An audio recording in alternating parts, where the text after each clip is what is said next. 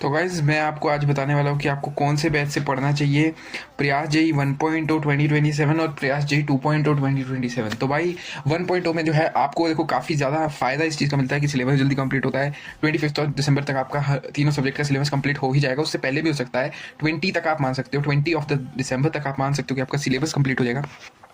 तो आपके पास पूरा एक जो है 1 मंथ का पूरा एडवांटेज रहता है कि आप उसमें टेस्ट दे सकते हो, ठीक है? टेस्ट के साथ साथ आप रिवीजन बहुत अच्छे से कर सकते हो और थोड़ा-सा एक आधा अगर आपका कोई चैप्टर हर सब्जेक्ट में वीक है तो उस पे भी आप थोड़ा बहुत काम करके कर सकते हो।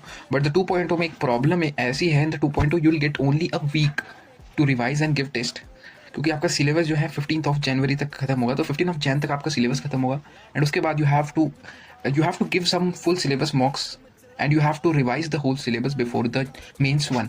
तो लगभग आपके पास एक हफ्ता ही होने वाला है। 1 वीक में you have to revise the whole syllabus you have studied in a year. तो इसलिए 1 मंथ में अगर आप वो चीज़ करोगे तो आपको बेटर रहेगा। तो मेरे हिसाब से आपको 1.2 फॉलो करना चाहिए। पर हाँ, अगर आपकी कोई पर्सनल जो है फैकल्टी की वो है कि मेरे को इसी फैकल्टी से पढ़ना है, you have a personal choice about the faculty, then you should go with the 2.2 because you will get the 2 set of faculties here. But अगर मेरे से पूछो personal, so I suggest you कि आपको 1.0 के साथ ही जाना चाहिए, बिकॉज अगर आप टीचर्स चेंज करते रहोगे so you will be not getting a good momentum of studying. फिर आप देखो टीचर चेंज कर रहे हो, आप इस टीचर से पढ़ रहे हो, फिर आपको लगेगा कि यार 2.0 में तो 2 सेट ऑफ फैकल्टीज है, तो मैं जो है 2.0 में दूसरी सेट ऑफ फैकल्टी से पढ़ लेता हूँ, जैसे कि मैं आपको दिखाता हूँ। तो यार ये बहुत गलत चीज़ हो जाती है, क्योंकि इतने ज़्यादा फैकल्टीज़ होने का नुकसान भी है। तो मेरे हिसाब से आपके पास 2.0 में जो है फ्रीडम है कि आप किस फैकल्टी से पढ़ना चाहते हो। बाकी अगर मैं आपको कहूँगा कि देखो, अगर आप सिलेबस अपना दिसंबर तक खत्म कर लेते हो तो आप किसी बैच से पढ़ सकते हो, बट ये है कि 1.0 मेरे हिसाब से बेटर है। So you should go with 1.0 and अभी 1.0 में मैं आपको दिखाऊँ तो काफ़ी सारे चैप्टर्स तो कवर हो भी चुके हैं भाई।